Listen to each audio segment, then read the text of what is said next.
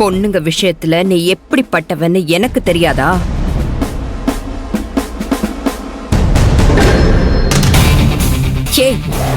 பொண்டாட்டிய தவிர மத்த எல்லா பொம்பளைங்களையும் பெத்தவங்களா கூட பிறந்தவங்களா சக மனுஷியா நினைக்காத ஒரு கேடு கெட்ட ஜென்மம் தானே நீ.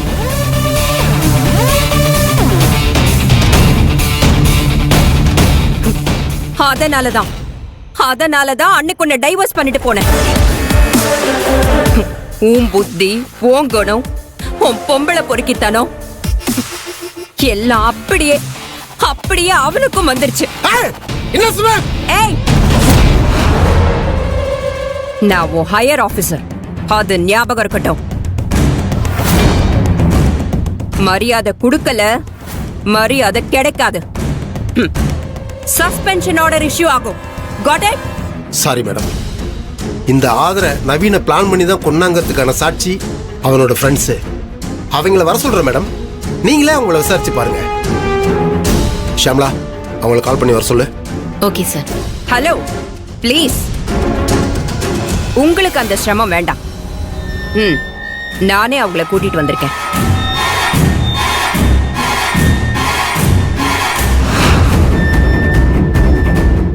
தம்பிங்களா, உள்ள வாங்கப்பா.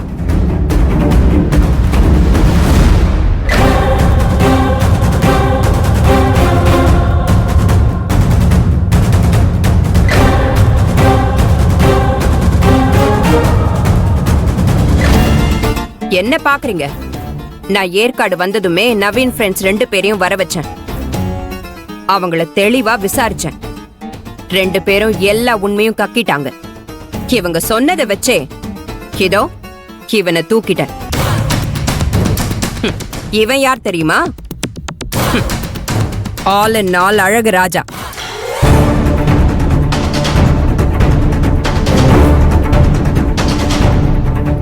இவங்க 2 பேரும் தங்கி இருந்த ரெசார்ட்ல இவன் வேலை பாக்குறான். வேலை என்னமோ ரெசார்ட்ல, ஆனா விசுவாசம் நவீன் கிட்ட. டேய் சொல்லுடா. எங்க ரெசார்ட்டுக்கு வர ஹனிமூன் ஜோடிங்கல்ல, பொண்ணுங்க அழகா இருந்தாங்கன்னா நான் உங்களை போட்டோ எடுத்து நவீனுக்கு அனுப்புவேன். அந்த பொண்ணுங்களை பத்தி இன்ஃபர்மேஷனும் கொடுப்பேன். அந்த மாதிரி தான் ஆதிரிய பத்தி நவீனுக்கு இன்ஃபர்மேஷன் கொடுத்தேன். நான் தகவல் கொடுத்துதான் நவீன் ஆதிரிய பார்க்க அந்த ஹோட்டலுக்கு போனான். ஆனா இந்த மாதிரி நடக்கும்னு சத்தியமே எதிர்பார்க்கவே இல்ல. பிரபு சொல்றத கேளுங்க, எமோஷனல் ஆகாதீங்க. கையெடுங்க. சட்டப்படி உங்களுக்கு தண்டனை கிடைக்கும். டேய் சொல்றா. மேடம், ஆதிரிக்கு முன்னாடி நிறைய பொண்ணுங்களை ஏமாத்தி ஆளினால் நவீனுக்கு தகவல் கொடுத்துருக்கான். நவீனும் நாங்களும் அந்த பொண்ணுங்களை ஃபாலோ பண்ணிட்டு போய் யாரும் இல்லாத இடமா கடத்திட்டு போய் கெடுத்துட்டு மிரட்டி அனுப்பிச்சு விட்டுருவோம். அந்த பொண்ணுங்களா இத பத்தி வெளியே சொல்லாம ஊருக்கு போயிடுவாங்க.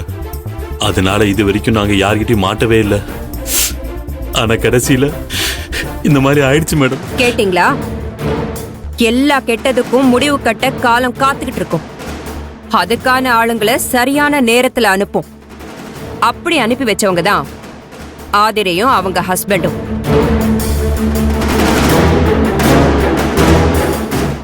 ஆதிரையால நவீனுக்கு கிடைக்க வேண்டிய தண்டனை கிடைச்சிருச்சு.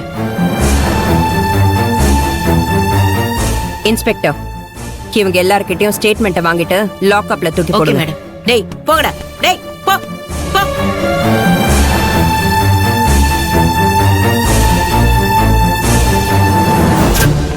இது வரைக்கும் நீங்க ஒரு புள்ளைக்கு அப்பாவா சரியா நடந்துக்கல. அட்லீஸ்ட் இனிமேலாவது ஒரு போலீஸ் ஆபீசரா சரியா நடந்துக்கோங்க. Okay madam.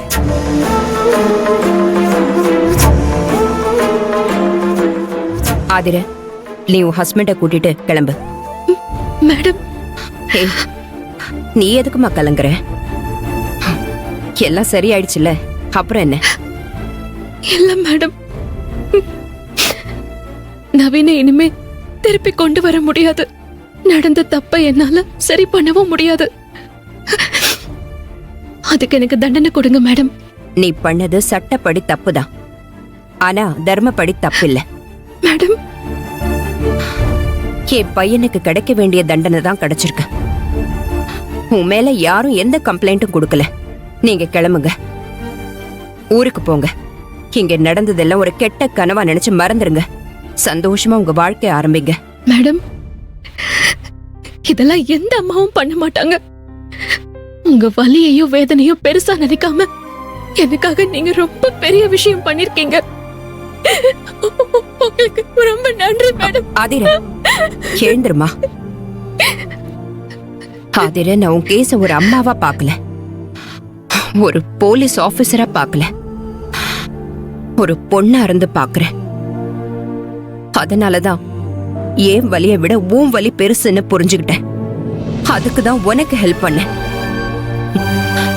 என்னை பொறுத்த வரைக்கும் இந்த உலகத்தோட எந்த மூலையிலயும் எந்த பொண்ணும் ஒரு சின்ன அளவுல கூட செக்ஷுவல் அபியூஸுக்கு ஆளாக கூடாது. இதை இந்த சொசைட்டி பெண் குழந்தைங்களுக்கு சொல்லி கொடுத்து வளர்க்கறத விட ஆண் குழந்தைங்களுக்கு சொல்லி கொடுத்து வளர்க்கணும். ரைட்? ஆமா மேடம். ஓகே, நல்லபடியா போயிட்டு வாங்க. மேடம், இனிமே யாராவது என்கிட்ட கடவுள் இருக்கான்னு கேட்டா இருக்குன்னு சொல்லி உங்க பேர் தான் சொல்லுவேன் மேடம். வரேன் மேடம்.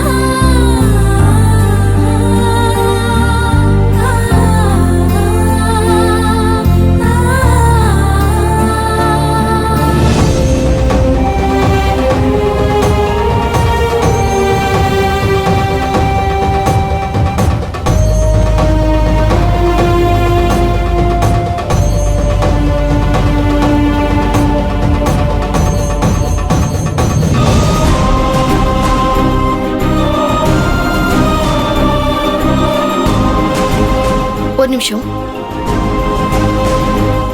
வாங்க சார். வாங்க மேடம். என்ன சார் ஆச்சு? எனக்கு ஒண்ணுமே புரியல சார். மேடம் கொலை பண்ணிட்டதா டிஜிபி இங்க வந்து விசாரிச்சாங்க. இங்க வேலை பார்த்த ஆளிலால் அழகராஜாவை வேற அரெஸ்ட் பண்ணி கூட்டிட்டு போயிட்டாங்க. இப்ப என்ன சார் ஆச்சு? மேடம் கொலை பண்ணலன்னு சொல்லி விட்டுட்டாங்களா? என் வைஃப் ரொம்ப அப்செட்ல இருக்காங்க. நான் அப்புறமா எல்லாத்தையும் சொல்றேன். அவங்க கொஞ்சம் ரெஸ்ட் எடுக்கட்டும். Sorry sir. அப்புறம் அரெஸ்ட் ஆனதுல இருந்து அவங்க எதுவுமே சாப்பிடல. டிஃபன் ஏதாவது ஓகே கொடுத்து சார், விடுங்க. உடனே ரெடி பண்றேன். சரி.